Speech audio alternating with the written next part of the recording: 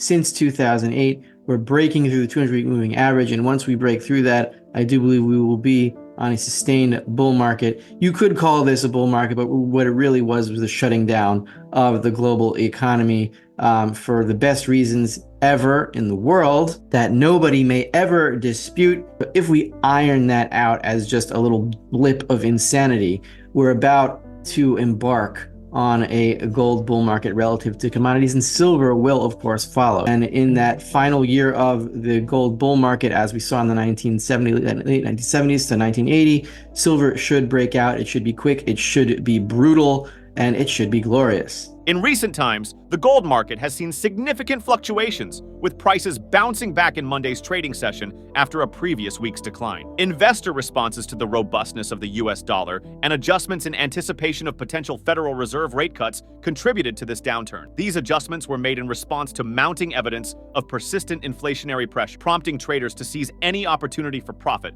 amid this backdrop. Renowned investor Rafi Farber sheds light on a noteworthy development: the nearing of a crucial juncture in the gold to commodities ratio as it edges closer to its 200-week moving average, a milestone not seen since 2021. This impending breakthrough carries significant implication, hinting at the potential commencement of a major bull run for gold compared to other commodities. This ratio serves as a key indicator of the profit margins enjoyed by gold and silver miners, with a higher ratio signaling enhanced profitability for these miners, thus underscoring the importance of this imminent milestone. The prospect of surpassing the 200-week moving average is rare in gold markets, with such occurrences being sparse since 2018. Farber interprets this event as a robust signal, heralding an imminent and sustained bull market for gold relative to commodities, brushing off recent disruptions in the global economic landscape as transient rather than indicative of long-term trend. While silver encounters resistance in its ratio to other commodities, Farber anticipates a breakout, drawing parallels to historical pattern. He suggests that silver's anticipated breakout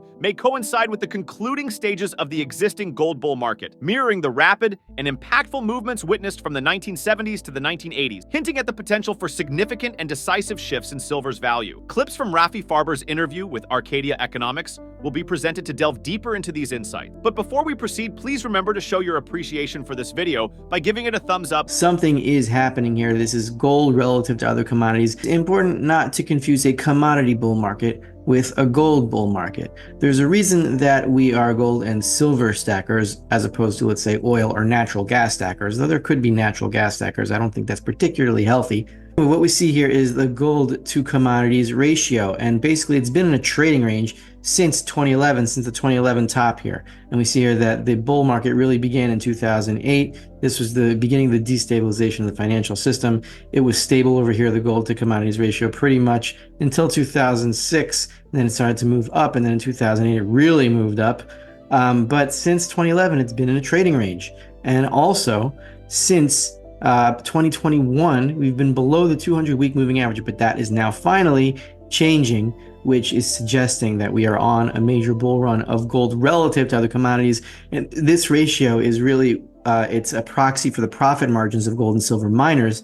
So the higher this ratio goes, the more profitable miners are. If we zoom in here, we can see that we are right on the cusp of breaking the 200-week moving average for the first time since 2021. This is a very rare event in gold markets. The 200-week moving average is at 8.11 here, the red line we see, and we are at 8.10. We're just about to break it. Let's see how rare this is.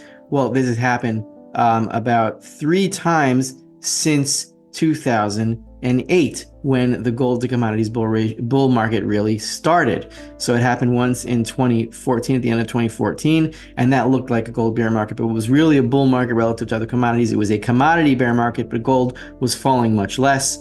And here it happened again in 2019, though we had barely gone below the 200 moving average here. So if you want to count this, fine. If you don't want to count it, you don't have to. Technicals like this is more of an art than a science.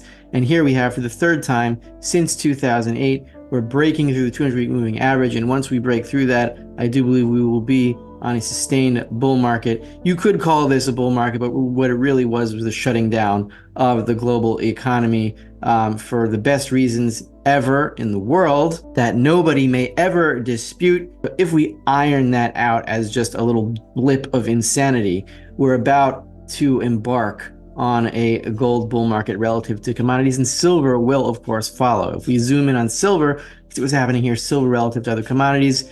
We are at resistance here in the silver to commodities ratio of about 0.09.1. We're just below the 200-week moving average, so we're gonna break through it. It's just gonna take a little bit more time, and once we do, we should be in a silver bull market also relative to gold.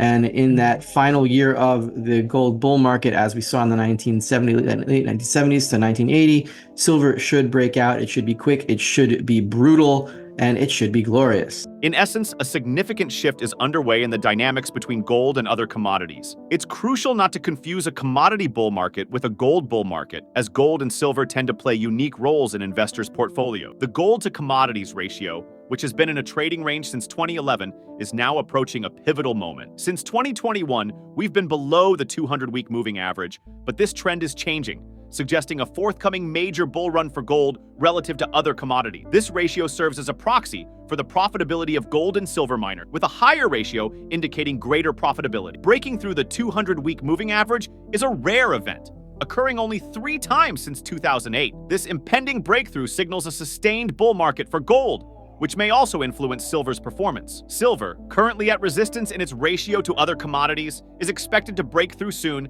potentially leading to a silver bull market alongside gold. Drawing parallels to historical patterns, particularly from the late 1970s to the 1980s, the anticipation is for a rapid, impactful, and glorious breakout in silver's value, marking the final stages of the existing gold bull market. I wanted to go into the banking situation here.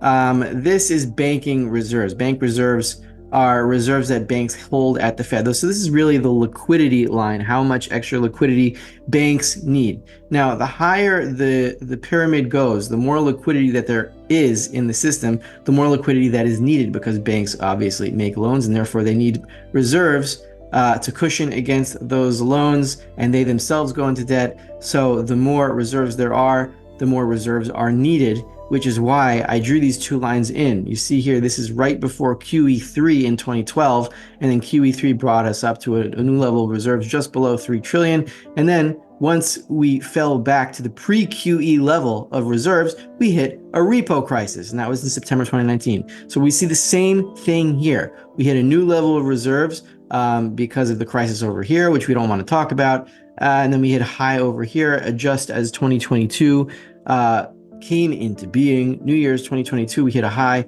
and then QT starts again. The Fed starts drinking its balance sheet. We head down to about $3 trillion, the previous line of where the new QE line stopped initially. And then we hit another banking crisis. This is around March 2023 over here. And so we're heading down again. We're going to zoom in a second. I'll show you how far we are from this new banking crisis line, which I assume is about $3 trillion. It's not going to be exactly then, and it's not going to hit exactly when we hit the line. We see here in the banking crisis of 2023, it took a few months for this line to be approached, for the banking crisis to be triggered. But it is around $3 trillion, and it will happen somewhere around there. If we zoom in, we can see here we are at $3.25 trillion. This number over here is about 3.585 if I remember correctly. So we're down about $330 billion in the last 3 weeks. We could hit the crisis line anytime, and there's no reason that we shouldn't, because we're still in QE, and even though the Fed announced that it is slowing down QE, it is continuing, QT. They are slowing down QT, but they are continuing it, and the slowdown will only happen in June. So we have another 4 weeks to fall another $252 billion to reach the $3 trillion crisis line, and then it should take a few weeks, maybe a few months, for the next crisis to be triggered somewhere in the repo market, somewhere in the banking system. I don't know exactly where it's going to hit, but it is definitely going to. In analyzing the banking situation, it's essential to focus on bank reserves held at the Federal Reserve, which serve as a liquidity indicator for the banking system's needs. The higher the reserve levels, the more liquidity is available for banks to lend, thereby requiring more reserves to cushion against loans. The narrative follows a pattern. A crisis leads to a surge in reserves, as seen in the aftermath of QE3 and again in 2022. However, the Federal Reserve's initiation of quantitative tightening, QT, brings reserves down, potentially leading to another crisis, akin to what occurred in March 2023.